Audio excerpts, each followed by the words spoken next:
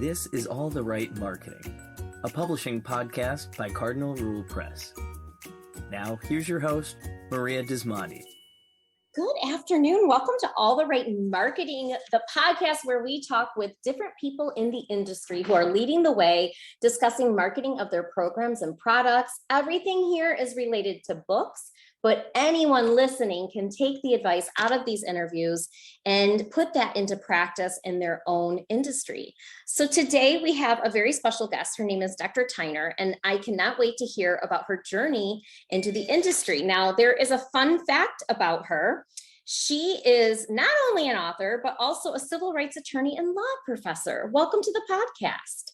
Thank you. I'm excited to be here. You are a busy woman wearing many different hats. Yes, but they all align around my passion for education and literacy. So all of it ties together. For me, it was just a personal mission and vision in seeing far too many of my clients learn how to read while in prison.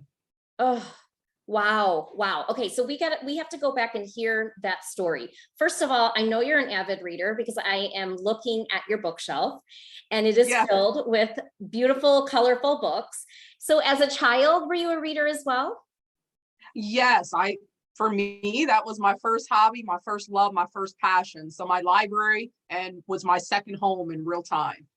And how long have you been an attorney and law professor? I started in 2006. Okay. And was there another career before that? Before that, I worked in science education, and I also worked in banking and finance. Oh my goodness, wonderful. That is just fantastic. So tell us what led you to wanting to write a book, and then I would love to hear about your book as well. What led me to write a book was I felt that the books that I wanted to see when I was a child, that I couldn't find them. To see the representation in real time, because you're more likely to see a book on the cover with a black bear or a black dog than a black girl or a black boy. So when you're seeing only about 10% of books written by authors of color or featuring a main character or protagonist of color, something has to be done, because the landscape of America and the world has changed in real time. And it's a beauty that we must celebrate. And what better way to do it on the pages of books, incorporating into education, reading, and inspiration in real time. I mean, drop the mic. We could be done with the interview right now. That was amazing. It's so true too. And so at some point you said, okay, I want to take a try at this. I want to try writing this book.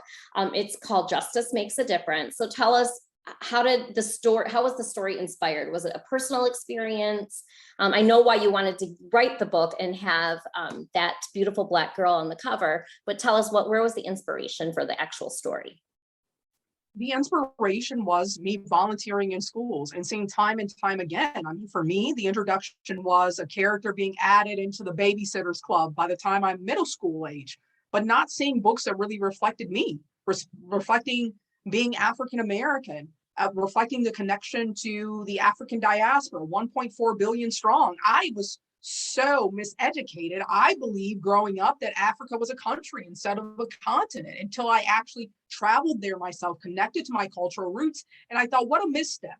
I mean, of course we talk about in the sense of this idea of mirrors and windows, but I thought to myself, yes, the mirrors are important in representation, but also that latter part around the windows for all young people to have those cultural experiences in real time, to tear down barriers, biases, and build community. And why not start when we're young? Instead of me, I feel like through my books, and I've written 25 now, I'm going back and unlearning everything that I've learned. Literally, after this podcast, I'll be working on another book project, and I'm thinking to myself, why didn't I know this? Why does it take me to become an adult actively investigating, interrogating history to fully understand what was the role of activists during the civil rights movement? Who were they? What were their interests when they were younger? What was the spark? So imagine we'll now have a generation of young people that have not only those mirrors, but those windows. And that will create the type of diversity and inclusion that we all aspire to, that makes equity come alive.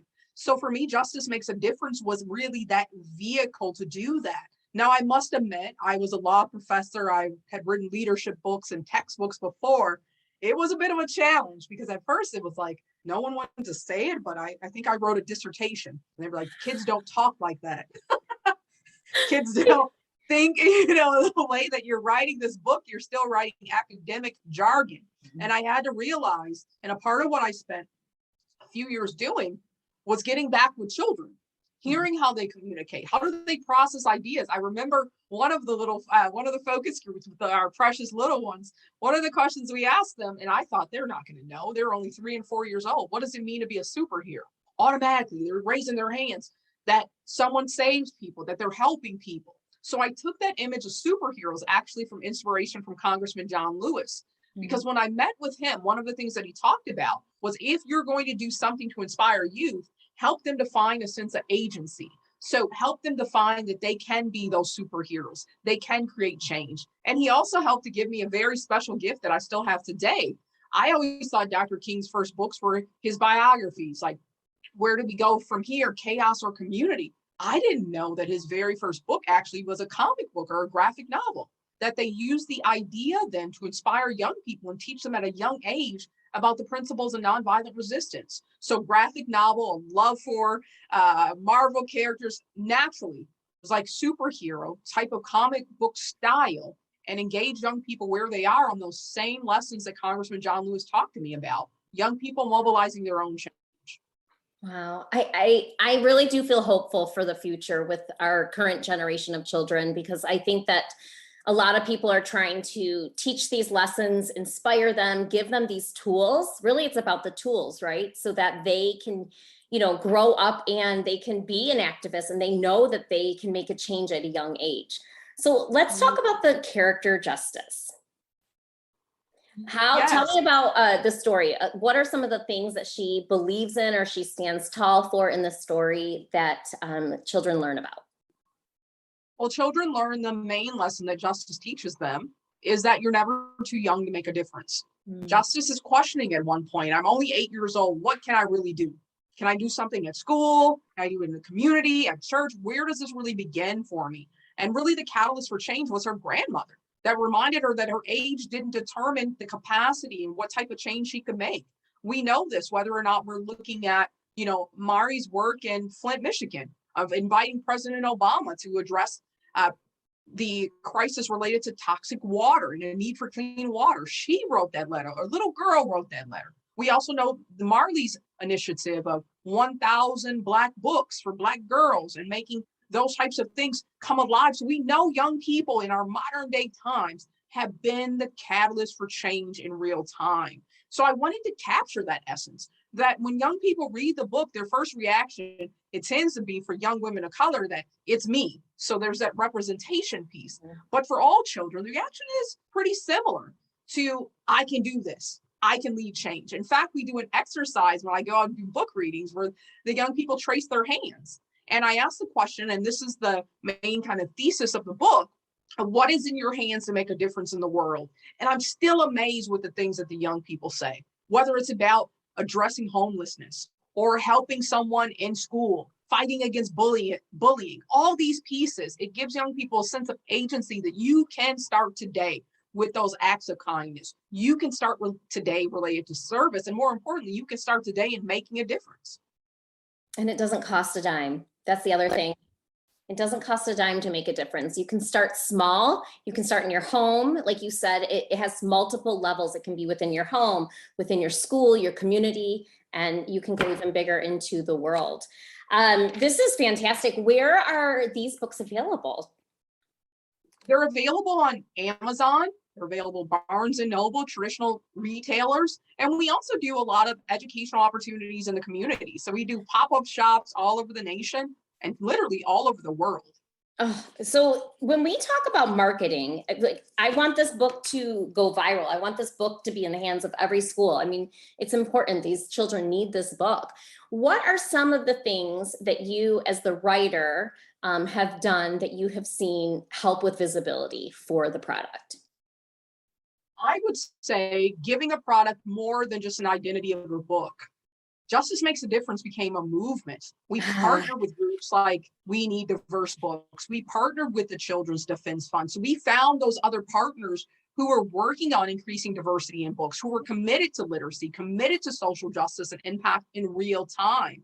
So through the power of partnerships, the books have gone further than I ever could have imagined. I thought, okay, we donate 1,000 books and I get out there and do one book reading and here we are, mission accomplished. To date, we've donated books. We've created a nonprofit mission around it. We visited over 5,000 students around the world. It became its own movement in the sense of young people saying, this is exactly what we need. The affirmation that we can create change, the affirmation that we don't have to wait for a politician. We don't have to wait for our parents. We don't have to wait for anyone. And that's a particular piece. And when she's being introduced to Shirley Chisholm, because the book gives different themes of civil rights heroes and sheroes. And that's when she's getting the negative message of what she cannot do. But then she rises up from the example of Shirley Chisholm, who in 1972 said, I'm unbought and unbossed, and dared to run for this nation's highest office as a woman of color, as a Black woman. So what Justice is finding is that she doesn't have to wait. She doesn't have to get encouragement, that she can take initiative on her own. So for me as a civil rights attorney, I also think the underlying message is around gender equity as well. Mm-hmm. Still yet today, we anticipate that pay parity will happen in 2059. And in fact, beyond, because of some of the setbacks, even with COVID, because women were caretakers and left out of the job sector at large rates. In addition to that, we say things and we study the problems. We say that women don't negotiate for their salaries. So they end up losing over $1 million during the trajectory of their career. So we have all of these challenges, and the Justice book has really been an opportunity to use the book as a tool to bring all of those issues to the forefront, to not only inspire children and their parents and educators, but to inspire everyday people to say, how can we lead change on these broader issues? We don't have to just observe the problems anymore. At what point do we say we see a problem and we create a solution? So no longer being part of the problem and just focusing and wallowing in that sadness, but saying, okay, what can I do to move this forward? That's wonderful. Can we circle back at the very beginning of the interview? I asked what inspired you to get into this work, and you talked about literacy in prison. What was some of the work around that you've done with the literacy issues in prison? Well, for me, it was something that I did not expect. I come from a family of educators and pastors, so whether you're learning how to read in Sunday school or you definitely have a prioritization around reading and learning. For me, I just thought everyone is, reading, everyone has access to the same educational opportunities. And I was wrong, because clearly if we look at the data and information, that's not the reality for everyone. It doesn't mean that it cannot be, but that's where we all have to be intentional on creating those opportunities in real time. So when I thought about the experience of working with many of my clients, and what a miscarriage of justice, that meant you couldn't read your indictment, you couldn't read the evidence against you.